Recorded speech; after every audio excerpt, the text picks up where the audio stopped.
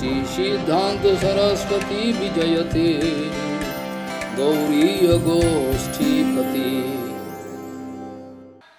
वंदे गुरुपद्वंदं भक्तबिंदसमन्वितं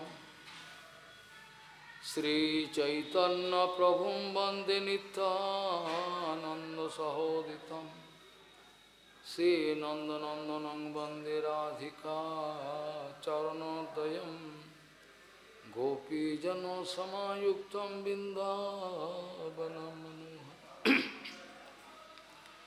वाञ्छाकल्पतरुश्च कृपासिन्धुभ्यश्च पतितानं पावनेभ्यो वैष्णवेभ्यो नमो नमः। मूकं करोति वाचालं पङ्गुं लङ्घयति गिरिं यत्कृपातमहं वन्दे परमानन्दमाधवं। वृन्दावै तुलसीदेव वै पिया वै केशवस्य कृष्णभक्तिपदे देवी सत्त्ववत्त्वयि नमो नमः। नारायण नमस्कृत्य नरं चैव नरोत्तमं देवीं सरस्वतीं व्यासं ततो जयो मुदीरये।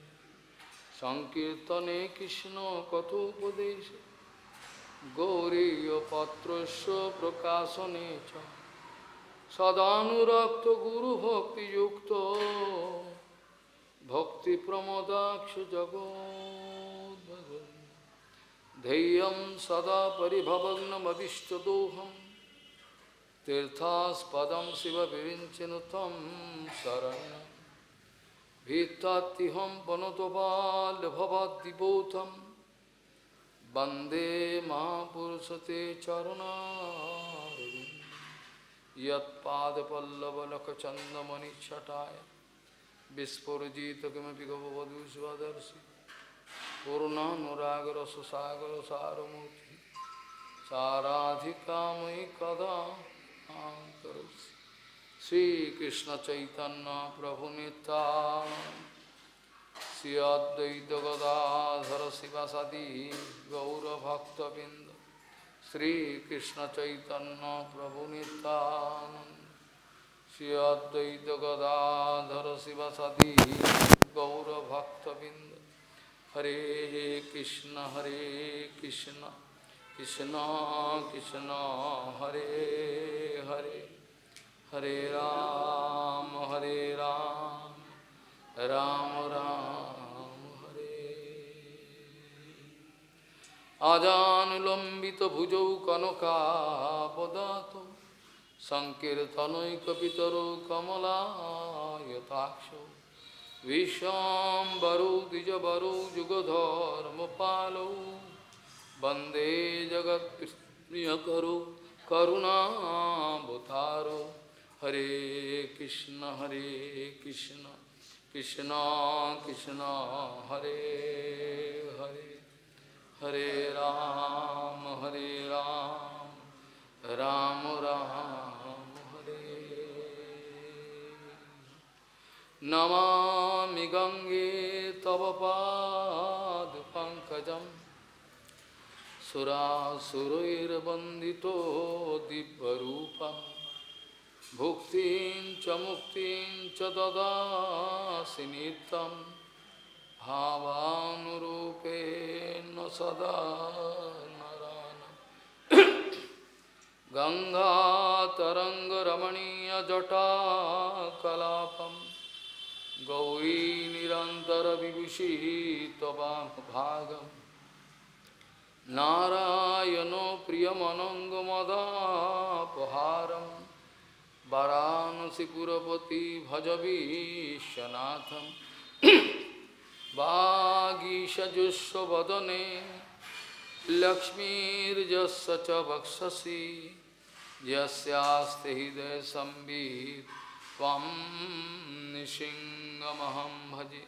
हरे कृष्ण कृष्ण कृष्ण हरे हरे हरे राम राम राम हरे।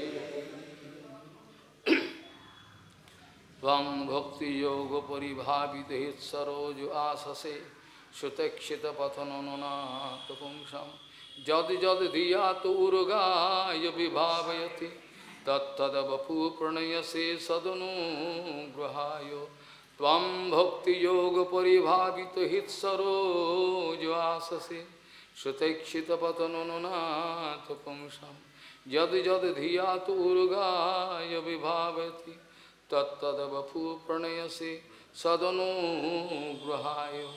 गौड़ीय गोष्ठीपति श्रीशिल भक्ति सिद्धांत सरस्वती गोस्वामी ঠাকুর প্রভুপাদ परमहंस जगद्गुरु জানিয়েছেন ভক্তি রাজ্যে শুদ্ধ ভক্তির পথে হরিভজন করলে পরে স্বাভাবিকভাবেই আমাদের জীবনে লাভ পূজা প্রতিষ্ঠা এমনি আমাদের জীবনে এসে উপস্থিত হবে। এসবের জন্য আপনারা ব্যস্ত হবেন না। হরিভক্তির পথে স্বাভাবিকভাবেই আপনাদের জীবনে লাভ পূজা প্রতিষ্ঠা সবই আপনাদের এমনি আসবে। এই সব জঞ্জালের জন্য আপনারা ব্যস্ত হবেন না। গুরু ভক্তি এমন একটা বস্তু যার সঙ্গে পৃথিবীর অনন্ত ব্রহ্মাণ্ডের কোনো কিছু তুলনা করা যায় না। গুরু ভক্তি এমনই এক বস্তু যার সঙ্গে জগতের বা অনন্ত ব্রহ্মাণ্ডের এমন কিছু নেই যেটার সঙ্গে গুরু সেবা গুরু ভক্তির কোনো তুলনা হতে পারে।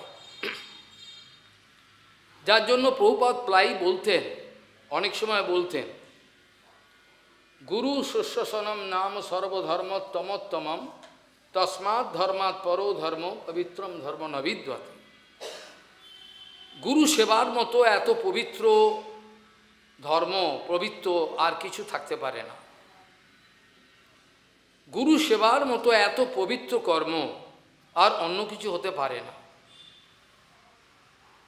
গুরু সেবা সর্বোত্তম, এমনকি ভগবত সেবার থেকেও সর্বোত্তম, আর তার থেকেও ওপরে। কেন এ কথা বললাম? কারণ গুরু সেবা আর ভগবত সেবা একই, এই জন্য এই কথাটা বললাম। ভগবানকে নিচু দেখাবার জন্য নয়, বাস্তবিক এটিই সত্য। ভগবান এই কথা নিজেও স্বীকার করেছেন অনেকবার। আমাকে জানলে গুরু আচার্য মাম বিজানিয়াত নাবমন্যেত করিচিত ন মর্ত বুদ্ধ্যা অসূয়েত সর্বদেবময় গুরু। গুরু সর্বদেবময়। গুরুর ভেতরে ভগবান স্বয়ং বসে রয়েছেন নিজে। তুমি অন্ধ তাই দেখতে পাচ্ছ না, তাই দেখতে পাচ্ছ না।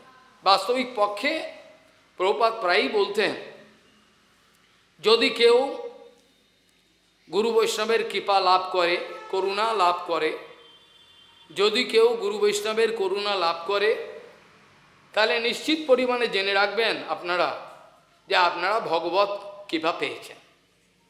যদি আপনাদের মধ্যে কেউ ভগবত কৃপা পেয়ে থাকেন, মানে গুরু বৈষ্ণবের কৃপা, মহাভাগবত গুরু বৈষ্ণবের কৃপা পেয়ে থাকেন, তাহলে এটা মানে জানবেন আপনারা ভগবানের কৃপা পেয়েছেন। গুরু কৃপা পাওয়া মানেই হলো ভগবত কৃপা পাওয়া।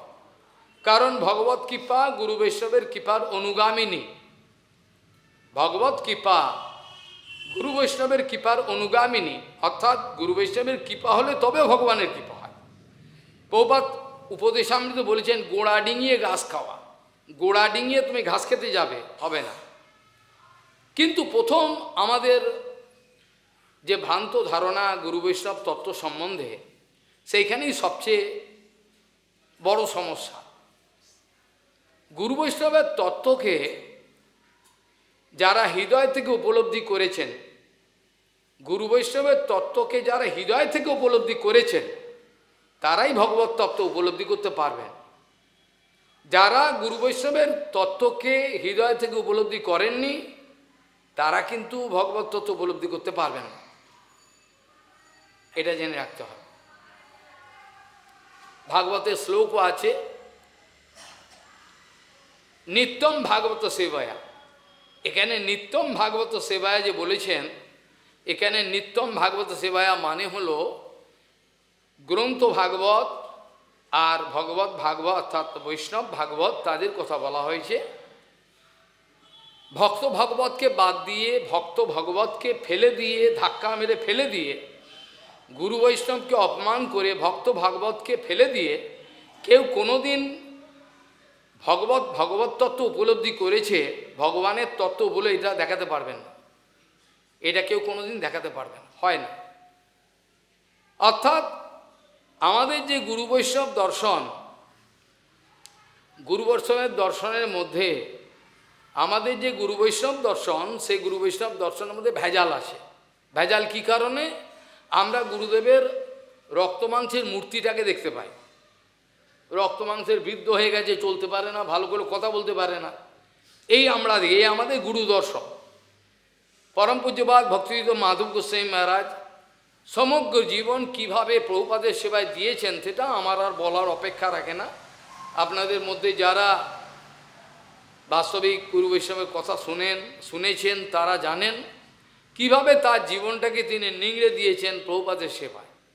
কিন্তু অত্যন্ত নিজের শরীরের প্রতি একেবারেই তিনি কোনো যত্ন নেন নাই, নিজের শরীরের প্রতি কোনোদিন যত্ন নিতে পারেন নাই, খাওয়া দাওয়া বিশ্রাম, এমনকি রাত জেগে তিনি চিঠি লিখতেন। তখনকার দিনে এই হ্যালো আর বলো এটা ছিল না, তখনকার দিনে যা চিঠি আসতো এত চিঠি, উনি কখন উত্তর দেবেন, রাত্রিতে বসে সারা রাত জেগে ওই চিঠির উত্তর দিতেন। গুরুপাদ পদ্মতায় উনি জানেন সারা রাত জেগে আর্টিকেল লিখতেন। এইভাবে তার শরীরের অবস্থা অত্যন্ত বাহ্য দৃষ্টিতে অসুস্থ হয়ে পড়েছিলেন। তাকে হসপিটালে নিয়ে যাওয়া হয়েছিল। সে হসপিটালেতে ডাক্তার তাকে অত্যন্ত ইমার্জেন্সি ট্রিটমেন্ট চলছে, তার একদিকে স্যালাইন যাচ্ছে, একদিকে অক্সিজেন যাচ্ছে, একদিকে ক্যাথেড্রাল রয়েছে। এবার কয়েকজন তারই অনুগত বলবো না, কয়েকজন তারই তথাকথিত কয়েকজন শিষ্য তাকে হসপিটালে দেখতে গেছে। দেখতে গিয়ে মহারাজের জ্ঞান আছে, পুরো রয়েছেন বিছনায়, বেডসোর হয়ে গেছিল অনেক বছর থেকে।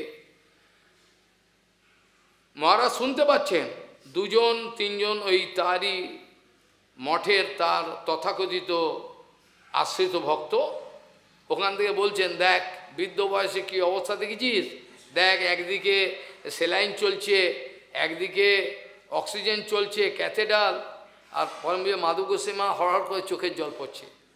ওরা ওখানে আলোচনা করছেন নিজেদের মধ্যে, গুরুতত্ত্ব আলোচনা করছেন, বুঝলেন, গুরুদেব অসুস্থ, হ্যাঁ ওরা আলোচনা করছেন, আর মাধব গোস্বামী মা হড়হড় করে চোখে জল পড়ছে। যে আমার সারা জীবনের এই সেবা দেখে ওরা এইটা শিখলো। গুরুদেব একজন রক্ত মাংসের মানুষ, তিনি অসুস্থ হয়ে পড়ে রয়েছেন, তাকে অক্সিজেন দেওয়া হয়েছে, তাকে স্যালাইন চলছে, ক্যাথেড্রাল, এগুলো দেখছেন। এরকম ধরনের গুরু দর্শন আমাদের জীবনে যতদিন থাকবে ততদিন আমরা গুরু কৃপা তো দূরে গুরুকে দর্শনই করতে পারি। যে বস্তুটাকে আমি চোখেই দেখতে পারলাম না,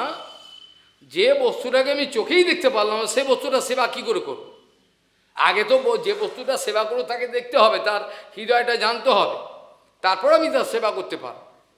যে বস্তুটা সেব্য বস্তু আমার সেবা করব তাকে আমি চিনতেই পারলাম না, তার রক্ত মাংসের একটা পিণ্ড আমি দেখলাম। এই অবস্থায় কখনো গুরুদর্শন হলো না। কাজেই গুরুদর্শন যদি না হয় গুরু সেবা কী করে হবে? যে বস্তুটা সেবা করবো আগে তো সেটাকে দেখতে হবে, জানতে হবে, উপলব্ধি করতে হবে, তারপর তো সেবা করব। এইভাবে আমাদের হয় না। ইদানিংকালে গোবর্ধন পরিক্রমা করে আসার পর বসে বসে কিছু কিছু ভগবানের কৃপায় লেখা বেরোতো অনেক। সেগুলোর মধ্যে একটা লেখা হলো এই, যতক্ষণ গুরু বৈষ্ণবের দর্শন তার বাণীস্বরূপের দ্বারা পুষ্ট না হয়, বোঝা গেল? এই যে মানুষটা বসে রয়েছে তার যে বাণীস্বরূপ আছে, যেমন প্রভুপাদের কৃপয়া হরি কীর্তন মূর্তিধরম বলছেন না, কি বলছে? কৃপয়া হরি কীর্তন মূর্তিধরম ধরণী ভরহারক গৌরজনম জনকাদিক বৎসল স্নিগ্ধ পদম প্রণমামি সদা প্রভুপাদ পদম। এখানে কি বলছেন? প্রভুপাদের শরীরটাকে লোকে দেখছে, কিন্তু প্রভুপাদের বাণী স্বরূপটাকে দেখতে পেয়েছিলেন পরমপূজ্য শ্রীধর গোস্বামী মা, আমাদের গুরুপাদ পরমপূজ্য সমন গোস্বামী, এরা দেখেছেন প্রভুপাদ কাকে বলে? প্রভুপাদ তার যে বৈকুণ্ঠ স্বরূপটা, তার যে বাণী স্বরূপ, এটাকে দেখেছিলেন। তাই জন্য তাদের পক্ষে তার মহিমা কীর্তন করা সম্ভব হয়, তার মহিমা কীর্তন করা সম্ভব। সেখানে তাহলে দেখা গেল যতক্ষণ পর্যন্ত আমার গুরু বৈষ্ণব দর্শনটা, আমার যে গুরু বৈষ্ণব দর্শনের চেষ্টাটা, সেটা যতক্ষণ পর্যন্ত গুরু বৈষ্ণবের বাণী স্বরূপের দ্বারা পুষ্ট না হয়, যেটাকে ইংরেজিতে বলে back, so long as my Guru Vaishnava darshan is not backed by his বাণী স্বরূপ, ততক্ষণ পর্যন্ত আমার হবে না কিছু। এটাকে বলে বাস্তব দর্শন। যখনই গুরুদেবের প্রত্যেকটা বাণী, প্রত্যেকটা কথা, হরিকথা, কীর্তন, এক একটা উপদেশ, এক একটা শাসন আমার মধ্যে ইকো প্রতিধ্বনি হচ্ছে, গুরুদেব চলে গেছেন, গুরুদেব অনেক দিন চলে গেছেন, 20-22 বছর হয়ে গেল, কিন্তু তার প্রত্যেকটা কথা, আদেশ, উপদেশ, এগুলো ভেতরে যেন প্রতিধ্বনি, কে যেন আমায় সাবধান করছেন, কে যেন আমায় সাবধান করছে, এরকম করবে না, সাবধানে চলো। এই ধরনের গুরুতত্ত্বের উপলব্ধি করতে গেলে প্রথমে তার বাণী স্বরূপের সেই যে মন্ত্র দিয়েছে, সে মন্ত্রটার সঙ্গে গুরুদেবকে অভিন্ন দেখতে হবে। এটা শাস্ত্রে বলা আছে, গুরুদেব যে মন্ত্র দিয়েছেন তার সঙ্গে গুরুদেবকে অভিন্ন জানতে হবে, আর গুরুদেবের সঙ্গে ভগবান অভিন্ন। এটা যতক্ষণ উপলব্ধি না হবে ততক্ষণ আমাদের কোনো লাভ হবে না, কোনো সুবিধা হবে না। বৈষ্ণব আমাদের পরম পূজ্যপাদ ভক্তি হৃদয় বনদেব গোস্বামী মহারাজ বলেছেন, প্রায় বলতেন, ভালো করে খেয়াল করবেন, গুরু বৈষ্ণবের মহিমা কীর্তন কে করতে পারে? এখন এটা প্রশ্ন আসবে। উনি ভালো বক্তৃতা দিতে পারেন মহারাজ, উনি ভালো বক্তৃতা দিতে পারেন, আর বক্তৃতা তিনি দিতে পারেন, কিন্তু হরিকথা বলতে পারেন না। বক্তৃতা দেওয়া এক জিনিস আর হরিকথা এক জিনিস, দুটো এক নয়। পরম পূজ্যপাদ বনগোস্বামী মহারাজ প্রায়ই বলতেন, যখন পরমে মাধব গোস্বামী চলে গেলেন জগৎ থেকে, তখনও প্রভুপাদের আবির্ভাব স্থান প্রতিষ্ঠিত হয়নি, অর্ধেক হয়েছে। আপনি জানেন তো, আপনি প্রাচীন, আমার তো হাঁটুর বয়। বনগোস্বামী মহারাজ সবাই বসে হাওয়া করে কাঁদছেন, কথা বলতে পারছেন না। বলছেন যে আমার এই যে গুরু ভাই, এই যে ভক্তি হৃদয় বনদেব গোস্বামী, আমার এই গুরু বা ভক্তি হৃদয় মাধব গোস্বামী মহারাজ, এর যে আচরণ, আদর্শ, এর যা কিছু ছিল, এত নিখুঁত, প্রভুপাদের সঙ্গে, প্রভুপাদের বিচারের একটু এদিক ওদিক যেতেন। এটা বলছেন আর কাছেন। আজ আমরা কত পরিমাণে ক্ষতিগ্রস্ত হলাম, তিনি জগৎ থেকে চলে গেলেন। আজ তারই প্রচেষ্টায় এই প্রভুপাদের আবির্ভাব স্থান হলো, কিন্তু তিনি আজ নেই, আমাদের মধ্যে আছেন, হয়তো লুকিয়ে রয়েছে। সেজন্য তিনি বলতেন, যতক্ষণ পর্যন্ত অন্তঃকরণ থেকে কেউ গুরু বৈষ্ণবকে মা ভালোবাসতে পারে, সে যত বড় লেকচারার হোক। আপনারা আপনার জীবনে পরীক্ষা করে দেখবেন, অনেকেই বুদ্ধিমান থাকতে পারেন, পরীক্ষা করে দেখবেন, যত বড় লেকচারার হোক, শাস্ত্র মুখস্থ করতে পারে, কিন্তু গুরু বৈষ্ণবের মহিমা কীর্তনে বসিয়ে দিন পারবে না, বলতে পারবে না। বনগোস্বামী বলছেন যে আমি যদি গুরু বৈষ্ণবের মহিমা কীর্তন করতে যাই, প্রথম আমার মধ্যে কপটতা শূন্য হতে হবে। আমি যে বৈষ্ণবের মহিমা কীর্তন করতে যাচ্ছি, তাকে কি সত্যি আমি অন্তঃকরণ থেকে ভালোবাসি কিনা, নাকি সবাই মহারাজ ডেকেছেন এটা বক্তৃতা দেওয়ার জন্য এরা, এই গুরু বৈষ্ণবকে আমি অন্তঃকরণ থেকে ভালোবাসি কিনা। এই জন্য যারা আমার কথাগুলো ভালো করে লিখে রাখুন, যদি মনে থাকে, যদি মনে হয় কে বড় বৈষ্ণব, কে সত্যিকারের সাধু, কে সত্যিকারের সাধু নয়, এটা কিন্তু আপনারা লেকচারের মাধ্যমে প্রমাণ করার চেষ্টা করবেন না। এটা আপনারা দেখবেন বিশ্ব প্রচারক, তারা নাম নিয়েছে বিশ্ব প্রচারক, মহারাজ তারা নাম নিয়েছে বিশ্ব প্রচারক। আমি আপনাদের চরণে অনুরোধ করব, যারা বিশ্ব প্রচারক বলে নিজেদেরকে প্রচার করেছেন, তাদের যতগুলো হরিকথা, আমার মনে হয় হাজার হাজার নেই, কয়েকশো থাকতে পারে, হাজার হাজার নেই, সেই হরিকথাগুলো প্রত্যেকটা আপনারা শুনুন, আমার অনুরোধ আপনার চরণে। এবং দেখবেন কোন জায়গায় তারা গুরু বৈষ্ণবের মহিমা কীর্তন করেছেন, দেখবেন মহিমা কীর্তন করেননি, নিজের কীর্তন করেছেন মহিমা। আপনি এটা দেখবেন, যদি বিশ্বাস না, আজকে ইন্টারনেট খুলবেন, যারা বিশ্ব প্রচারক হিসেবে নিজেকে জাহির করেছেন, তাদের প্রত্যেকটা হরিকথা শুনবেন। এটা আমার প্রতিজ্ঞা রইল আপনাদের, দেখবেন ওদের প্রত্যেকটা হরিকথা শুনবেন, কোনো জায়গায় গুরু বৈষ্ণবের মহিমা সেরকম নাই। যদিও টুকটাক থাকে, সেটাও নিজের মহিমাকে বাড়াবার জন্য ওই মহিমা, আর বাস্তবিক পক্ষে তাদের মহিমা কীর্তন হয় না। তার এই বনগুষ ছেলে ভক্তি তো বনগোস্বামী মহারাজের কথাটা কত বড় সত্য। যারা হৃদয় থেকে গুরু বৈষ্ণবকে ভালোবাসতে না পারবে, তাদের মুখে কখনোই কিন্তু গুরু বৈষ্ণবের মহিমা কীর্তিত হবে না, কীর্তন হবে না, হবে না।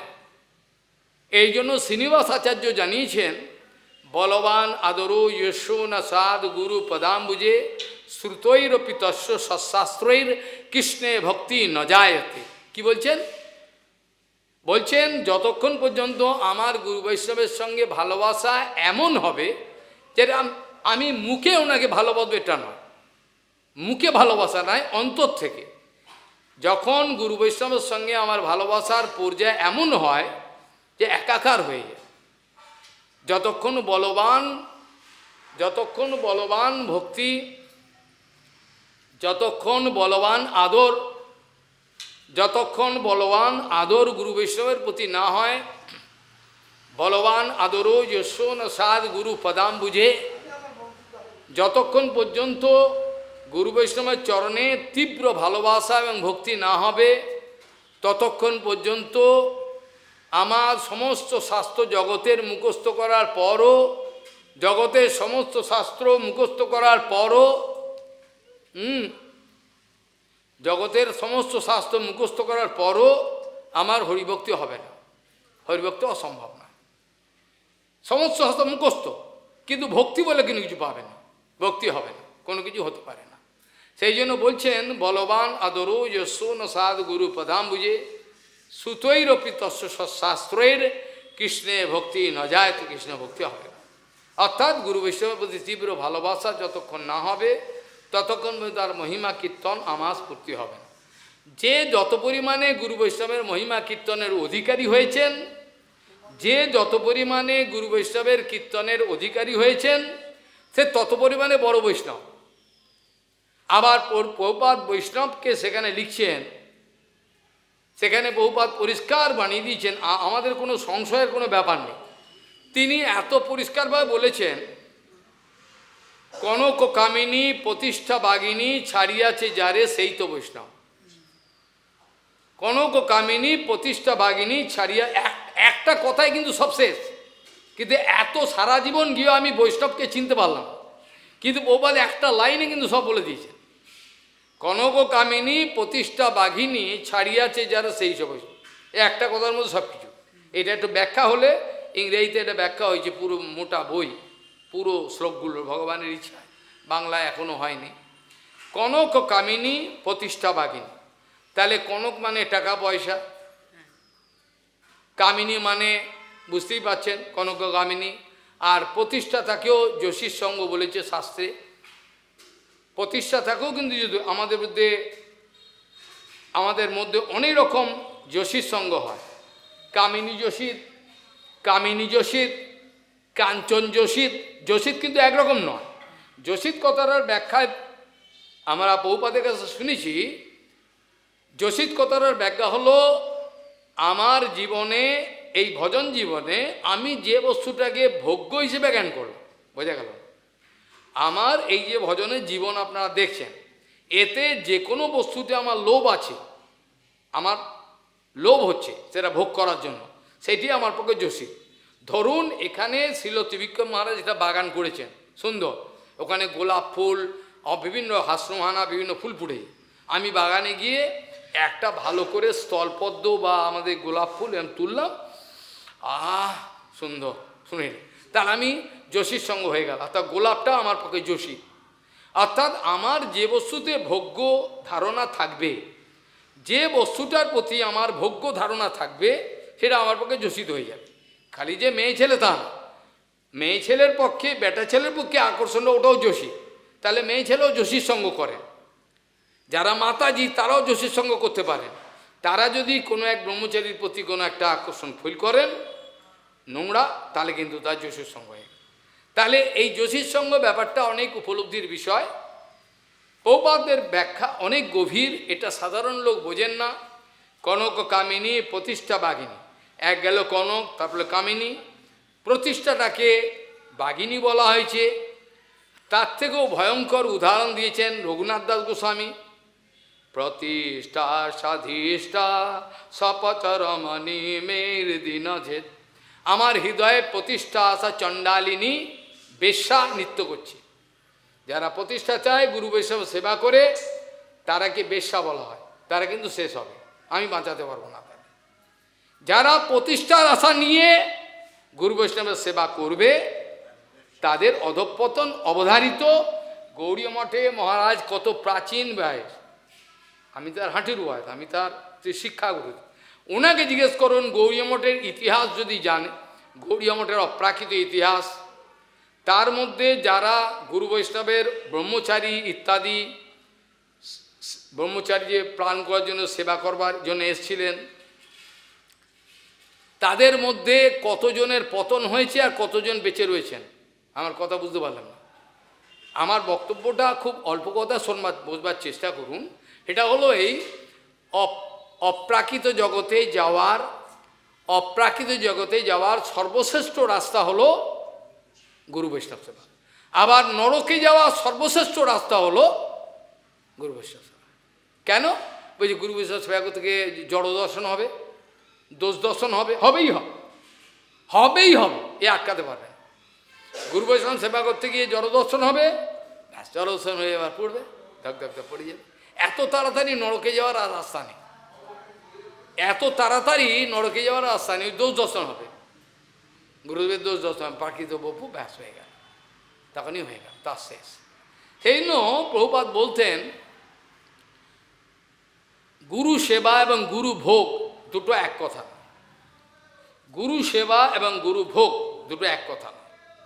তাহলে কনককামিনী প্রতিষ্ঠাবাগিনী যাকে ছেড়েছে, ভালো করে কথাটা খেয়াল করতে হবে, যিনি কনককামিনী ছেড়ে দিয়েছেন এ কথা বলেনি, কিন্তু ভাষাটাকে ভালো করে শুনুন, তিনি বলছেন কনককামিনী প্রতিষ্ঠাবাগিনী ছাড়িয়াছে যারে, সেই তো যাকে কনককামিনী প্রতিষ্ঠাবাগিনী ছেড়ে দিয়ে পালিয়েছে সে বস্তু। যিনি কনককামিনী ছেড়ে দিয়েছেন তিনি একটা বড় হনুমান, অর্থাৎ কনককামিনী ছাড়া যায় না, কনককামিনী ছেড়ে পালায়। যখনই দেখে এই অপ্রাকৃত শিষ্য, যেই গুরু সেই শিষ্য হয়ে যায়। গুরুদেব যখন কাউকে কৃপা করেন, ভালো করে শুনুন, ভালো করে অনুভব করুন আমি কি বলতে চাইছি। যারাই গুরু সেবা করেছেন অন্তর থেকে, ভালো করে অনুভব করা, যারা বাস্তবিকভাবে গুরুকে অন্তর থেকে সেবা করে, সদ্গুরুকে, তারা গুরু হয়ে গেছে। তাদের গুরুদেবের আসনটাকে, গুরুদেবকে ধাক্কা দিয়ে আমি গুরুদেবের আসনে বসবো এটা চেষ্টা করতে হয় না, তারা এমনি গুরু হয়ে যান। বুঝে গেল? যারা গুরুদেবকে অন্তর থেকে সেবা করেছেন, গুরু সেবা করতে করতে গুরুময় হয়ে যান, গুরু সেবা করতে করতে গুরুময় হয়ে যান, গুরু সেবা করতে করতে গুরু সেবা স্বরূপ হয়ে যান। তার শরীরটা হয়ে যায় গুরু সেবার স্বরূপ, তার স্বরূপটাই হয়ে যায় গুরু সেবার স্বরূপ। কাজে সে অটোমেটিক গুরু হয়ে যায়, তাকে আর আপনাকে অভিষেক করে গুরু করতে হবে না, সে এমনি গুরু হয়ে যাবে। যে বাস্তবিক অন্তর থেকে গুরু সেবা করেছে বা করছে, এমনি সে গুরু হয়ে যাবে। তাকে গুরুদেবের আসনে ধাক্কা দিয়ে গুরুদেবকে আপদ দূর হোক আমি আসনে বসবো, এমনও শোনা গেছে গুরুদেব বলে দিয়েছেন অমুক অমুক অমুক অমুক তিথি থেকে তুমি দীক্ষা দেবে। একজন দুজন শিষ্য যে অঝরে কাঁদছেন, যে মহারাজ আপনার কাছে না একটু হরিনাম দিন। আমি বলছি ঠিক আছে, এই শেষবারের মতো এটা নিয়ে আর কিন্তু আমি দেবো না। এখন শিষ্য যাকে গুরু করেছেন সে এসে গুরুদেবের কাছে কৈফিয়ত চাইছে, নাম করা গুরুদেব আপনাকে আমি আলাদা ঘরে বলবো নাম। বলছি গুরুদেব আপনি তো আমাকে গুরু করে দিয়েছেন, আমি তো এখন দীক্ষা দেবো, আপনি কেন দিচ্ছেন? ও আমি ভুল করেছি বাবা তুমি দিও। নাম করা, আমি নাম বললে আপনারা চমকে উঠবেন, আমি নাম বলবো না, কাউকে নিন্দা করা আমার ইচ্ছা না। সে বলছে এরকম অনেক সোসাইটি এরকম হয়েছে, গুরুদেব আপনি তো আমাকে গুরু, আপনি আবার দীক্ষা দিচ্ছেন, সত্যি আমি ভুল করে ফেলেছি, তুমি দাও। তাহলে বোঝা গেল কি গুরু সেবা সে করেছে, কি গুরু সেবা সে করেছে, এবার বুঝতে পারছেন?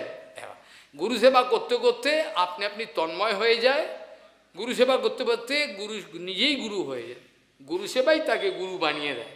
গুরু জোর করে হবার দরকার পড়ে না, জোর করে তাকে গুরু হব আমি আসনটাকে দখল করবো এরকম কোনো চেষ্টা করি। প্রশ্ন হলো এই যে শ্লোক দিয়ে শুরু করা হয়েছিল, তাকে অত্যন্ত গুরুত্বপূর্ণ শ্লোক।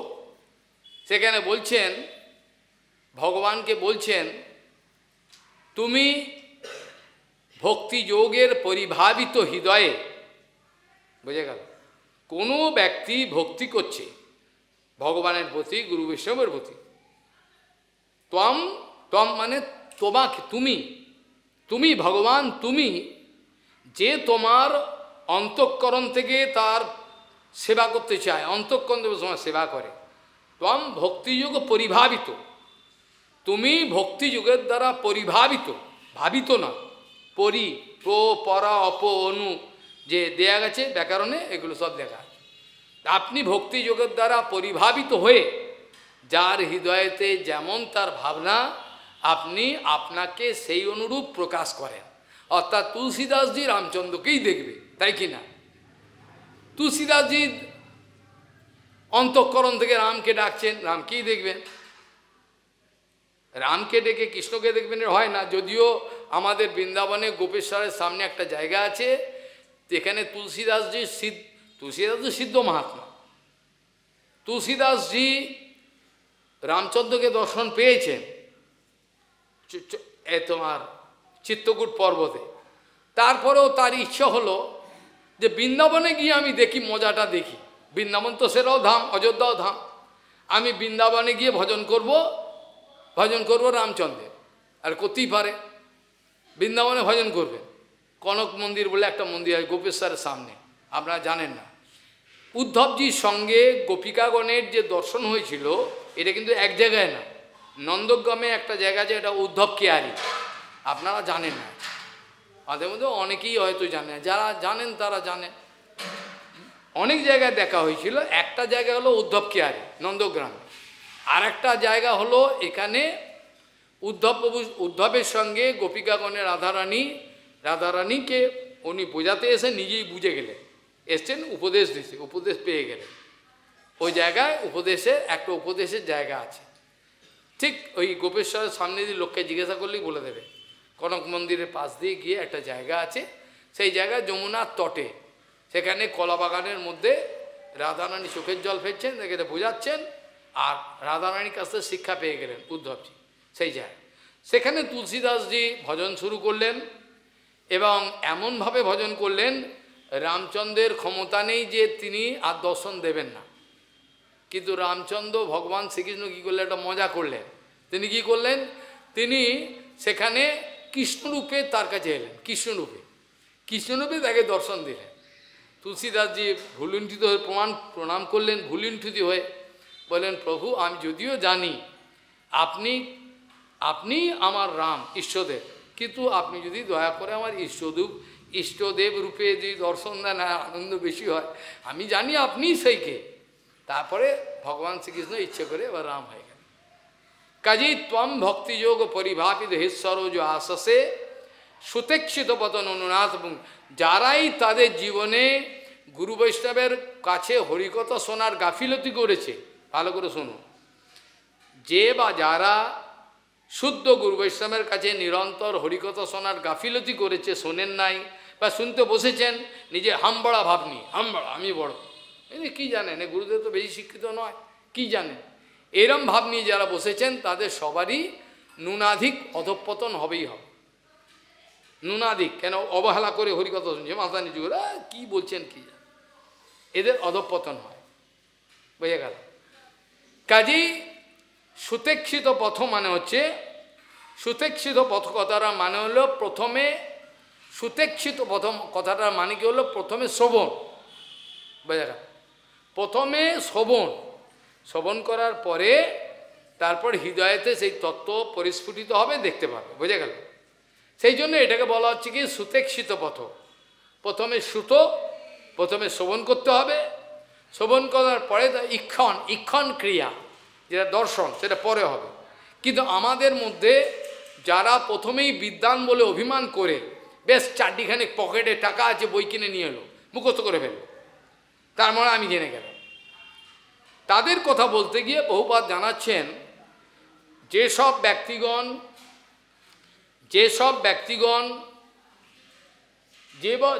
ব্যক্তিগণ গুরু বৈষ্ণবের সেবা না করে প্রথমেই নিজের ইন্দ্রিয় চক্ষু কর্ণ নাসিকা ইত্যাদির দ্বারা গুরু বৈষ্ণব তত্ত্ব ভগবত তত্ত্বকে মেপে নেওয়ার চেষ্টা করবেন, তারা সব ফাজিল হয়ে যাবেন। ফাজিল বোঝেন?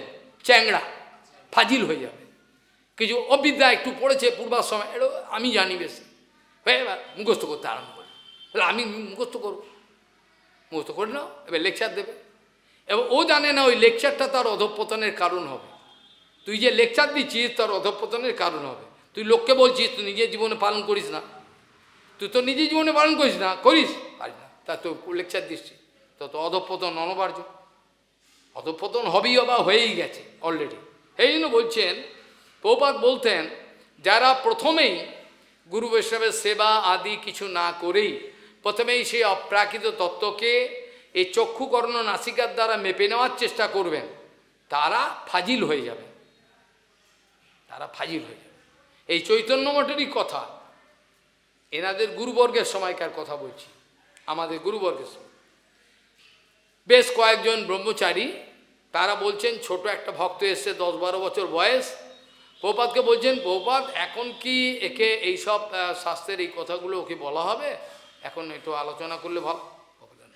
না, একদম করবেন না, একদম করবেন না। প্রথমে ওর কান তৈরি হোক, প্রথমের কানটা তৈরি হোক, মানে বুঝলেন কিছু?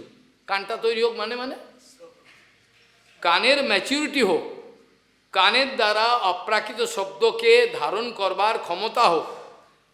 সে তো সেবা করেনি, ও মুখস্থ করবে, নকল করবে, সে নকল করবে, সে তো পারবে না, এ তো সেবা করেনি। সেবা করলে পরে হয়তো উপলব্ধি করবে। সেবার দ্বারা এই যে সুতেক্ষিত পথ, প্রথমে শ্রবণ করতে হবে, সেবা করতে হবে, তারপরে ইক্ষণ, তারপর দেখতে পারবে অপ্রাকৃত তত্ত্বকে। তার আগে দেখতে পারবে না, তার আগে দেখা যাবে না, যতই চেষ্টা করো কোনো কিছু লাভ হবে না। এখানে যে শ্লোকের ভাগবতের এই ব্যাখ্যা, সেখানে অনেক বিস্তৃত ব্যাখ্যা, অল্প কথায় বলতে গেলে, ত্বম ভক্তিযোগ পরিভাবিত হৃৎসরোজ আশসে সথেক্ষিত পথ ননুনাথ পুংসাম। ননু মানে নিশ্চিতমেব, নিশ্চিত পরিবারে এই রাস্তা ছাড়া, নিশ্চিত পরিমাণে নিশ্চিতভাবে এই রাস্তা ছাড়া অন্য রাস্তা আর নাই। অন্য রাস্তায় ঘুরিয়ে যদি গুরুদেবকে কাঁচকলা দেখাও আর গিয়ে বড় সাধু হতে চাও, তোমার গেল সর্বনাশ, তোমার সামনে নাচছে, কিচ্ছু করার নেই। ননুনাথ যজ্জদ ধিয়াত উর্গায় বিভাবসি। তুমি সারা জীবন যে ভাব নিয়ে ভজন করেছে, বোঝা গেল? তুমি সারা জীবন গুরুদেবের থেকে যে মন্ত্র নিলে, তুমি গুরুদেবের থেকে মহামন্ত্র নিলে, কাম গায়ত্রী, কাম মন্ত্র, গৌরমন্ত্র, সব নিলে, এগুলো নেওয়ার পর তুমি গুরু সেবা করেছো, করার পরে কি উপলব্ধি করেছো? ভজনে ভজিবে যাও সিদ্ধিতে পাইবে, তা নরোত্তম ঠাকুর বলেছে। তুমি ভজলে, তুমি কিছু করলে না, তুমি মরণকালে পেয়ে যাবে ভগবানকে। এটা কী করে হয়? তুমি সারা জীবন ভজন কিছু করলে না, তুমি বুঝলে না ভজন কাকে বলে।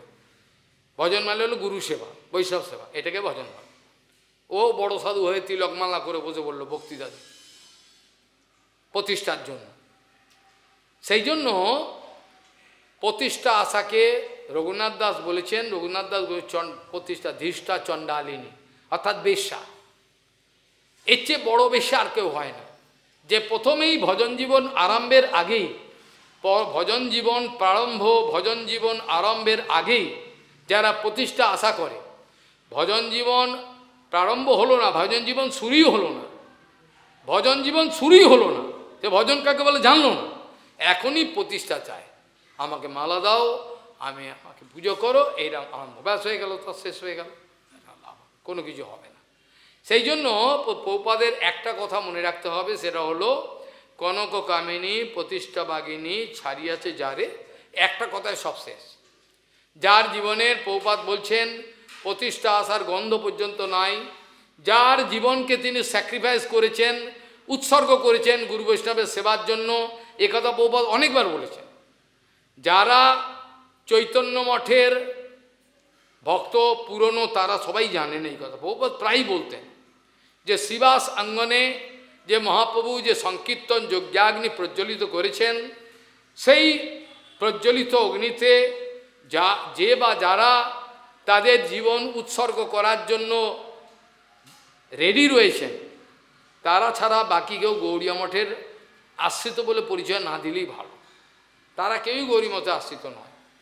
যারা এই সংকীর্তন যজ্ঞাগ্নিতে প্রাণ দেবেন বলে ঠিক করে রেখেছেন, রেডি, যখন বলবে তখনই দেবে, এই সত্যে যে পরম সত্যের জন্য প্রাণ দেবে, তারাই একমাত্র গৌড়ীয় মঠের ভক্ত। বাকি কেউ গৌড়ীয় মঠের ভক্ত হওয়া অত সোজা না। গৌড়ীয় মঠের পরিচয় দিতে পারে, কিন্তু হবে না।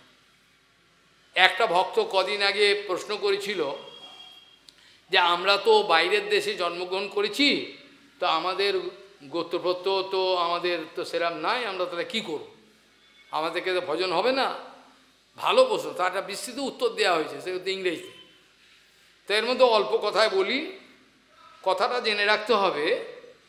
দীক্ষাকালে শিষ্য করে আত্মসমর্পণ, সেই কালে কৃষ্ণ তারে করে আত্মসম। যিনি দীক্ষাকালে নিজের জীবনকে গুরুচরণে 100 ভাগ নিবেদন করেছেন, গুরুচরণে আত্ম উৎসর্গ করেছেন যিনি নিজে, তিনি যে সময় গুরুদেব দীক্ষা দেবে সেই সময় দীক্ষা হয়ে গেল। বাকি কাউর কিন্তু দীক্ষা হলো না। গুরুচরণে আত্মনিবেদন যেহেতু হয়নি, বোঝা গেল, এমনি লাইনে দাঁড়িয়েছে দীক্ষা নেবে বলে, কিন্তু গুরুচরণে আত্মনিবেদন হয়নি, 100 ভাগ হয়নি, তখনও পর্যন্ত কিন্তু দীক্ষা বাস্তবিক হবে না, পার্শিয়াল, এটাকে বলে আংশিক দীক্ষা হবে। এই আংশিক দীক্ষার মাধ্যমে, ভালো করে শুনে রাখতে, মুখস্থ করে রাখতে হবে, এই আংশিক দীক্ষার মাধ্যমে কার কি অধিকার হবে। প্রভুপাদকে জিজ্ঞাসা করছেন, তাহলে কি আংশিক দীক্ষা হলে তাহলে কি হবে? এতে এখনো আত্মনিবেদন পরিপূর্ণ হলো না। প্রভুপাদ বলছেন আংশিক দীক্ষার মাধ্যমে এর স্বীকৃতি মাত্র হবে, এর স্বীকৃতি হবে, স্বীকৃতি হবে, আর কিছু হবে না। এ ভগবৎ সেবা অধিকার পাবে না।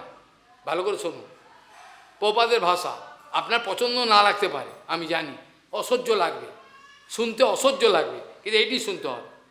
যেহেতু তার আত্মনিবেদন হয়নি, গুরুচরণে আত্মোৎসর্গ করেনি, সে যেহেতু সেবা করতে পারেনি, সেই জন্য তার দীক্ষা আংশিক দীক্ষা, এবং আংশিক দীক্ষার মাধ্যমে ভগবৎ সেবা অধিকার পাওয়া যায় না, খালি স্বীকৃতি হবে। এবার বুঝে দেখো গৌড়ীয় মঠের বিচার, আংশিক দীক্ষার মাধ্যমে স্বীকৃতি হবে, আর কিছু হবে। এবার কথা হলো, যে ব্যক্তি পরিপূর্ণরূপে হয়তো দীক্ষার সময় হলো না, পরবর্তীকালে গুরুদেব চলে গেলেও, ভালো করে বুঝতে হবে, অনেকে বলবে আমরা নিরাশায় ডুবে গেলাম, তা নয়। অনেকে যদি মনে করেন তাহলে গুরুদেব তো চলে গেছে, তা তো আত্মনিবেদন কী করবো, আর তো হলো না, তাহলে কি আমার ভজন হবে না? ভালো করে শুনতে হবে। তখন বিচার হলো গুরুদেবের কি মনোভীষ্ট ছিল, গুরুদেবের কি মনোভীষ্ট ছিল। বৃন্দাবনবাসী যত বৈষ্ণবের গণ এই কীর্তন করতে হবে 3 সন্ধ্যা, আর গুরুদেবের যদি অপরাধ থাকে তো 3 সন্ধ্যা করতেই হবে এগুলো। আর তারপর বলছেন তার গুরুদেবের মনোভীষ্ট কী ছিল, এটা পূর্ণ করতে হবে। আর এমন একজন শিক্ষাগুরুকে জীবনে নিতে হবে, গ্রহণ করতে হবে, যার আদর্শ প্রভুপাদের সঙ্গে সমান, প্রায় এক, বুঝে গেল। প্রভুপাদের আদর্শটাই তিনি নিজের জীবনে বজায় রাখবেন, নিয়ে মরে গেলেও চেঞ্জ করবেন না। তাহলে ওই বৈষ্ণবের মাধ্যমে গুরুদেবের কাছে যে আংশিক দীক্ষা হয়েছিল আগে, সেই দীক্ষাটা পরিপূর্ণতা লাভ করবে, বোঝা গেল। তাহলে আর ভেঙে পড়বেন না আপনারা, কথাটা বোঝবার চেষ্টা করেন, আপনারা ভেঙে পড়বেন না, তা আমরা তো ভেঙে পড়লাম, আমার তো দীক্ষা হয়নি। দীক্ষা হয় না, আংশিক দীক্ষা হয়েছে। কিন্তু যদি এই জীবনে আপনারা এমন একজন শিক্ষাগুরু গ্রহণ করতে পারেন, যার শিক্ষার দ্বারা গুরুদেবের আদর্শ শিক্ষা, প্রভুপাদের শিক্ষা এক করতে করতে আপনার জীবনে শরণাগতি কোনো একদিনে চলে এলো, তখন আপনার নাম করতে করতে চোখে জল আসে, তখন আপনি সিদ্ধ হয়ে গেল, বুঝে গেল। কাজে হবে না তা না, হবে, কিন্তু দীক্ষার সময় সবার পরিপূর্ণ দীক্ষা হয় না। দীক্ষার সময় প্রায়ই লোকের 100 ভাগের মধ্যে 99 ভাগের ওপরে, 99 ভাগ বললেও কম হবে, আরও বেশি লোকের দীক্ষা হয়, আংশিক দীক্ষা হয়। কিন্তু পরিপূর্ণ দীক্ষা কখন হয়? যখন গুরুতত্ত্ব হরিকথা শুনতে বুঝতে পারে, গুরুদেবের চরণে প্রগাঢ় ভালোবাসা, তখন তার দীক্ষা পরিপূর্ণ, সে এবার নাম করতে ভগবানকে পাবে, বুঝে গেল।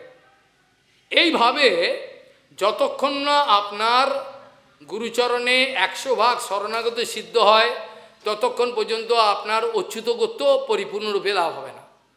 পুজো করতে গেলে পূজারী জিজ্ঞেস কী গোত্র? ওই অচ্যুত। অচ্যুত কথাটা মানে জানেন? কে জানে এখানে অচ্যুত কথার মানে কি? অচ্যুত মানে যে কোনোদিন তার পজিশন থেকে who is never displace from his own position, যে নিজের অবস্থা থেকে কোনোদিন পড়ে যায় না, তাকে বলে অচ্যুত। তাহলে এই অচ্যুত গোত্র মানে কি হলো? তুমিও সেরকম হবে, বোঝা গেল না? তুমি যেহেতু অচ্যুত করছো বলে নিজেকে পরিচয় দিচ্ছ, তোমাকেও কৃষ্ণের ভগবানের মতো হতে পারে।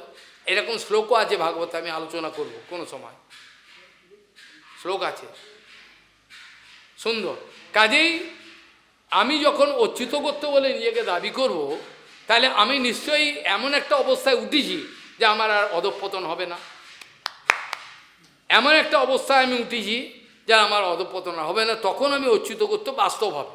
এখন তুমি পূজা করতে গেলে বলতে পারো কী করতে অচ্যুত বলে দিলে, কিন্তু বাস্তবিক অচ্যুত করতে হলো না। যখন তুমি এই অবস্থায় উঠবে, অচ্যুত করতে তোমার স্বাভাবিকভাবে চলে আসবে। আর যাদের গোত্র নাই, তারা কি করে ভগবানকে পেল? জাম্বুবান কি করে ভগবানকে পেলেন?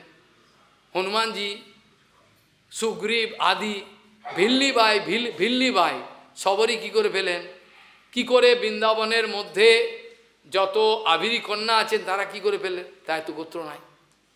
আর তার গোত্রটা অটোমেটিক্যালি তুমি কৃষ্ণ ভজন করতে করতে তোমার ভেতরে সেই জাগ্রত হবে। এরা মনে করে বোধ আমি দীক্ষা নিয়ে অচ্যুত করতে হয়ে গেল। অচ্যুত করতে হলো, কিন্তু সিদ্ধ হলো না। যেমন মন্ত্র তুমি নিলে, কিন্তু মন্ত্রটা তো সিদ্ধ হলো না। বোঝা গেল কি বল? এইভাবে ব্যাপারটাকে অনুভব করতে হবে, নালে হবে না। তাহলে এখন প্রশ্ন হলো, অনেকেই অভিযোগ তোলে যারা প্রভুপাদের আচার আদর্শ সর্বদাই কীর্তন করবেন, অর্থাৎ প্রভুপাদের কথা অনর্গল, প্রভুপাদের কথা ছাড়া একটা শব্দও তারা বলবেন না। এই জন্য তাদেরকে তথাকথিত, আমাদের একটা কমিটি ছিল, মহারাজ জানেন, আজ থেকে 20-25 বছর আগে, সারস্বত গৌরী সম্মেলন, আমিও কমিটির বাইরে মেম্বার, এডিটিং সম্পাদনার দায়িত্ব দিয়েছিল সবাই মিলে, আমি যোগ্য না হলেও। কিন্তু সেই সময়কার পরিবেশটা তাও একটু আলাদা ছিল, তখন গুরুমায়ের প্রকট ছিলেন। কিন্তু এখন হয়ে গেছে কি, এমন একজন সব কমিটি করছে, সেখানে সব এগুলো সব বুঝলেন যে সব ওছা মাল, এগুলো সব তারা এখন সমালোচনা করছেন প্রভুপাদের আদর্শ, প্রভুপাদের কথা বললেই তারা বলছেন বাবা কি একটা আলাদা সম্প্রদায় খুলেছেন, বুঝলেন কীভাবে অপমান করেছে। আমি কিন্তু কিছু মনে করি না, আমি হাসি। ওরা পেরে উঠছে না, যতক্ষণ পর্যন্ত তারা সামনে না আসবে, এসে আলোচনা না করবে, তা তো আমি কিছু করতে পারবো না, আমার তো সময় নেই।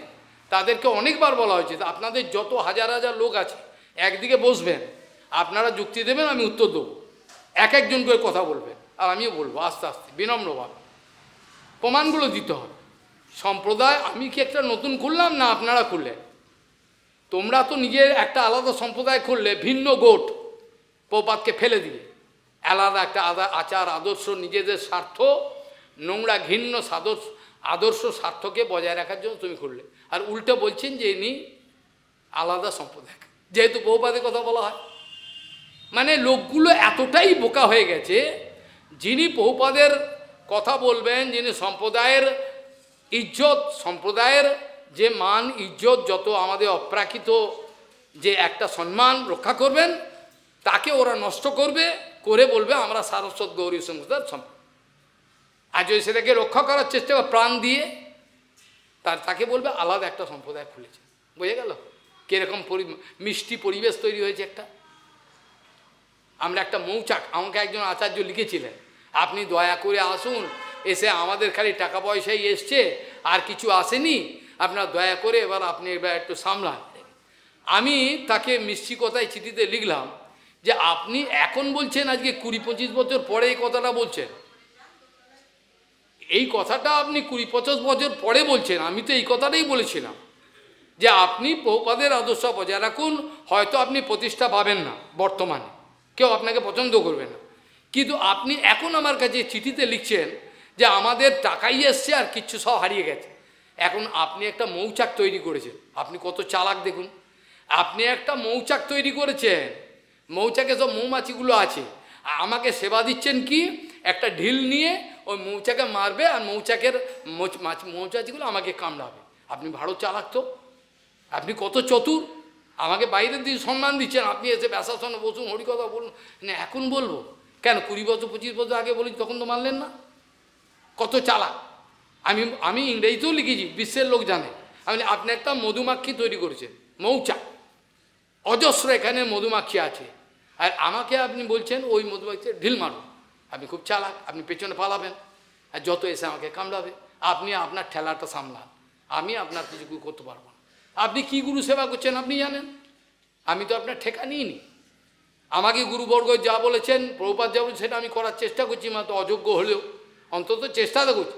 যারা আমাকে শত্রু মানেন, ব্যাসাসনে বসে বলছি, যারা আমাকে বাহ্য দৃষ্টিতে শত্রু মানেন, তারা পর্যন্ত স্বীকার করেন যে বাবা সাহেব প্রভুপাদের কথা বলে, এই কথার কিন্তু অন্তত মানে, তারা কিন্তু শত্রু মানে আমার, কিন্তু বলে বাবা সাহেব প্রভুপাদের কথা, একটা শব্দও বলে না যেটা প্রভুপাদের কথার বাইরে। তাই এটাই তো প্রমাণ হয়ে গেল যে আপনারা ভিন্ডকোট করেছেন, আমি তো ভিন্ডকোট করিনি। আজ যার তিরোভাব তিথি উপলক্ষে আপনারা এসছেন, সৌভাগ্যবান, যারা সৌভাগ্যবান, তার গুণকীর্তন আমার মতো বদ্ধজীবের সাধ্য নয়।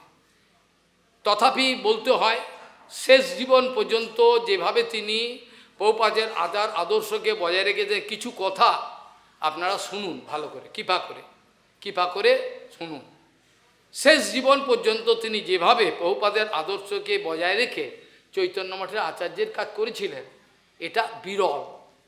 অনেক ধাক্কা এসছে, অনেক আক্রমণ এসছে, অনেক অপমান হয়েছে তার, তিনি বৈষ্ণব কিছু মনে করেন নাই।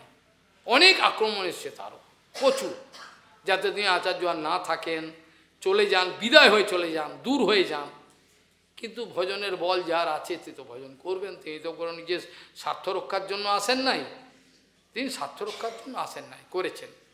শেষ সময় পর্যন্ত তার নাম ছিল, পূর্বাশ্রমে ছিল, কি নাম ছিল, কৃষ্ণকেশব তো পরে না, প্রভুপাদ কৃষ্ণকান্তি প্রভুর নাম দিয়েছিলেন, প্রভুপাদ পরে নাম দিয়েছেন। যাই হোক, কৃষ্ণানন্দ মহারাজ এবং তিনি দুজনে ডাক্তার ছিলেন। কৃষ্ণানন্দ মহারাজের নাম আপনি জানেন না, ইনি জানেন। দমদমে একটা আছে আশ্রম, ছোট্ট বেলগেছিয়া আছে, বিশেষ কিছু নাই তার। তিনি ভজনানন্দী ছিলেন।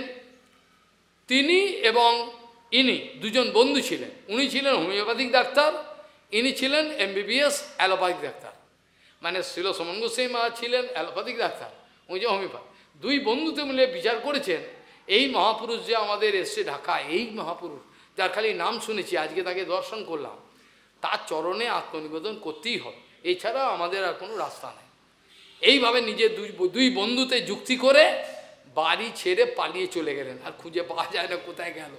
গিয়ে প্রভুপাদের চরণে আত্মনিবেদন করলেন। শিক্ষিত, খুব বিনম্র ব্যবহার তার, হাসি ছাড়া কোনো কথা নেই। শেষ সময় পর্যন্ত যেভাবে তিনি চৈতন্য মঠকে পরিচালনা করেছেন, ঠিক প্রভুপাদের আদর্শকে বজায় রেখে। যারা সৌভাগ্যবান এরা দেখেছেন, এরা দীক্ষা নিয়েছেন, এরা সেবা করেছেন, তারা জানেন কীরকম তার বিনম্র ভাব ছিল। একটা উদাহরণ দিলে অবাক হয়ে যাবে। একবার মহারাজ চৈতন্য মঠের পঞ্জিকাতে একটা জায়গায় কি করে যে ভুল হয়ে গেল কেউ জানে না। একটা জায়গায় একাদশীর যে হিসাবটা, ক্যালকুলেশনটা ভুল হয়ে গেল। যেমন এই যে একাদশীটা গেল, এই একাদশী দিন মারামারি লেগে গেছে, যে এই মঠ বলছে, এই মঠ বলছে, দেবানন্দ করি আমরা, হ্যাঁ কোনটা মানবো, এটা সব ওখানে চিৎকার চাইবে। প্রশ্ন হলো এই, একাদশী কোনটা মানবো কোনটা মানবো না, আপনাকে দেখতে হবে সূর্যোদয় কখন আছে। সূর্যোদয় বিদ্যা যদি হয় তাহলে মানা যাবে না। দেবানন্দ গৌড়ীয় মঠ কিন্তু এই হিসাবটা করেছে, সূর্যোদয় বিদ্যা হলে তাহলে সেদিনটা ধরা যায়, যদি একাদশী সেদিন। এই হিসাবটা কিন্তু তাহলে দেখতে হবে সূর্যোদয় কখন আছে, তার কতক্ষণ আগে থেকে লাগলো আর ওটা স্পর্শ করছে কিনা, তাহলে মানা যাবে। কিন্তু এই হিসাবটা অনেকেই, তা একবার যাই হোক একাদশীর তিথিতে একটু সামান্য ভুল হয়ে গেছিল পঞ্জিকাতে। তা আমাদের ভক্তি গৌরব বৈখানস গোস্বামী মহারাজ, যিনি ছিলেন রাজপণ্ডিত, উনি জানেন, ভক্তি গৌরব বৈখানস গোস্বামী মহারাজ, যিনি উড়িষ্যা রাজপণ্ডিত ছিলেন, বিরাট পণ্ডিত। তিনি এবার পঞ্জিকাটা পেয়েছেন, পেয়ে দেখে তিনি ছোট্ট একটা চিঠি লিখেছেন সম্মান করে। মহারাজ ছিলেন আচার্য, হ্যাঁ আপনি চেনেন না, যাই হোক উনি আচার্য হননি, বলছি মহারাজ তখন আচার্য ছিলেন, পরমবিহার ভক্তিকুঞ্জ সমন গোস্বামী তখন আচার্য ছিলেন। তার কাছে তার গুরু ভাই, তার কাছে তারই গুরু ভাই অর্থাৎ ভক্তি গৌরব বৈখানন্দ গোস্বামী মহারাজ একটা চিঠি লিখেছেন, ছোট্ট চিঠি। চিঠি লিখে বলেছেন, গুরু ভাই যদি এই তিথিগুলো এরকম এরকম হয় তাহলে একাদশীটা কী করে আজকে হয়, এভাবে বলেছেন। সমন গোস্বামী মা চিঠিটা পেয়েছেন, পেয়ে পড়ে রাগ তো দূরের কথা, এত আনন্দিত হয়েছেন যে চিঠি লিখে, গুরু ভাই তুমি কি করে এত সুন্দর হিসাব করো, আমি তো ওখানে খেয়াল করি নাই, কোন জায়গায় ভুলটা রয়ে গেছে ছাপাখানায়, আমি আর তারপরে খেয়াল করি নাই। কৃতজ্ঞতা শেখায়, বোঝা গেল। এখন যদি কারোর ভুল দেখাও, আর মশাই আপনি কে, কোথা থেকে এসছেন, আপনার থেকে আমি ভালো জানি বলে দিই। তাহলে উনি বিনম্রভাবে, আমি তো খেয়াল করতে পারি না, এই হিসাবে একটু ভুল রয়ে গেছে, হায় হায় কৃতজ্ঞ। তাহলে গুরু ভাই দেখ কত বিনম্র ভাব, কত বিনম্র ভাব, বিনম্র ভাব। শেষ সময়তে তার পরমাংশ অবস্থা ছিল, শেষ সময়তে তার পরমাংশ অবস্থা লোকে বুঝতে পারত না, তিনি সাধারণ সন্ন্যাস বেশে ছিলেন, কিন্তু তার পরমাংশ অবস্থা ছিল। সেবক তাকে চিনতে পারত না, তাকে একাদশীর পরের দিন দ্বাদশী প্রসাদ দেওয়া হচ্ছে, তিনি বাগানটা দেখা যাচ্ছে, যেখানে মহারাজের ঘর ছিল, বাইরে কি সুন্দর সব দেখা যেত না। মহারাজ এবার আঙুল তুলে বলছে, এই যে এদেরকে প্রসাদ দিয়েছো, নিজে প্রসাদ পাওয়ার আগে, যে এরা বোঝবাসী এদেরকে প্রসাদ দাও আগে, গাছপালাগুলোকে বলছে এদের প্রসাদ দাও, পরমাংশ অবস্থা। কিন্তু সাধারণ ব্যক্তি ওনাকে দেখে বুঝতে পারত না কীরকম অবস্থায় তিনি উঠেছিলেন। আর শাস্ত্রীয় ব্যাখ্যা তখনকার দিনে আমাদের পোড়া কপাল, এই গুরুবর্গের কথা আর আমরা রেকর্ডিং পাই না। মহারাজ পরমবীর কেশব গোস্বামী মহারাজ অনেক ক্যাসেট আলমারিতে রাখা ছিল, আমি খবর পেয়েছি, গিয়ে ওদেরকে পায়ে ধরলাম যে একটা একটা করে ক্যাসেট আমাকে দিন, গুরুবর্গের কথা আমরা চালাবো, জগতের মঙ্গল হবে। আমাকে একটা ক্যাসেটও দিল না, আমি হাতে ধরেছি পায়ে, আমাকে বিশ্বাস না করেন একটা ক্যাসেট দিন, আপনি একটা ক্যাসেট দেবেন, আমি করে আমার পরমবীর কেশব গোস্বামী মহারাজের কথা জগতের লোক শুনবে। একটাও দিল না, পচে গেল, এখনও বোধহয় আলমারিতে টাকায় ঘুম ধরে গেল, আবার আমি নাম বলবো না, তুমি সবই জানো, সব শেষ হয়ে গেল, ঘুম ধরে শেষ, ফিতেগুলো নষ্ট হয়ে গেল। আমার সময় তো এইসব রেকর্ডার ছিল না, রেকর্ডিংও তো ওই মোটা রেকর্ডে ঘুরছে, আর ছিল কত হরিকথা হারিয়ে গেছে, চৈতন্য গৌরী মঠে বুঝে অনেক হরিকথা সব হারিয়ে গেছে, কেউ তুলতো নিয়ে যেত, সব শেষ ক্যাসেট।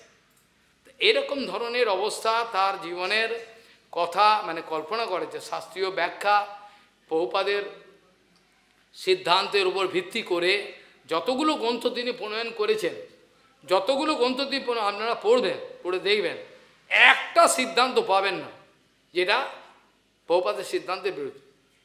অনেকে মনে করে আমি বোধহয় ঘুষ খেয়েছি ছিল বামন গোস্বামী মহারাজের থেকে, অনেকে মনে করে, বলে হ্যাঁ ওনার গুণগান গায়, ওনার গায় না কেন? তা এর উত্তর তো আমি দিয়ে দিয়েছি, আমি তো গালাগাল দিইনি, আমি ছোট বুদ্ধি আমার, আমি বুঝি না, আমি দেখি বামন গোস্বামী যা বলেছেন, কেশব গোস্বামী মহারাজ যা বলেছেন একই, আবার প্রভুপাদের কথা ওই জন্য বলি, আর ওনার কথাগুলো আমি মেলাতে পারি না, আমি কম বুদ্ধি, হয়তো আপনারা ব্যাখ্যা করতে পারবেন, তা আমি কম বুদ্ধি সম্পর্কে এই জন্য আমি করি না, আমি কেন গালাগাল যা তা দিইনি, কাউকে অপমান করার অধিকার আমার নাই। তো এইটা কথা তো পড়ে দেখবেন, প্রত্যেকটা সিদ্ধান্তের কথা কত গুরুত্বপূর্ণ, সমস্ত অনেক উপদেশ দিয়ে গেছেন। এই মঠের তিনি শেষ সময় পর্যন্ত আচার্যের ভূমিকায় থাকবেন, এটা আমার দৃঢ় বিশ্বাস। ততক্ষণ মধ্যে কিছু করতে পারো, আপনারা হরিকথা কীর্তনের উপর জোর দিন, এটা আমার স্বনির্বন্ধ অনুরোধ। প্রভুপাদে একই কথা বলছি, আপনারা অন্য কিছু বিষয়ের প্রতি জোর দেবেন না, খাওয়া দাওয়া হইচই নাচা কোঁদা, আপনারা হরিকথা কীর্তনে জোর দিন। হরিকথা কীর্তনে জোর দিলেই কিন্তু আপনার জীবন ফিরে যাবে, তখন থেকে নামও হবে, সব হবে, সব অটোমেটিক্যালি হবে। বাস্তবিক জায়গা থেকে হরিকথা শুনতে হবে, বক্তৃতা দেওয়ার লোকের কাছ থেকে হরিকথা শুনতে হবে না। আজ সময় অল্প, অনেক রয়েছেন, অনেকে হরিকথা বলবেন। আজকে এখানেই মহারাজকে দণ্ডবোধ করে এখানে চর্চার বিশ্রাম দেওয়া প্রয়োজন বলে মনে করি, তাহলে অনেক সময়, অধিক সময় অনেক কিছু আলোচনা করবার ইচ্ছা ছিল।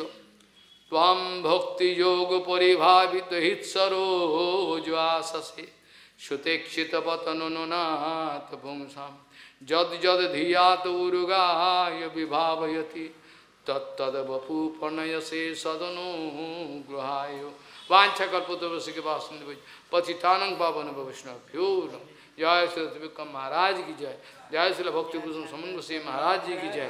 तथास्तु गौर प्रेमानंदे।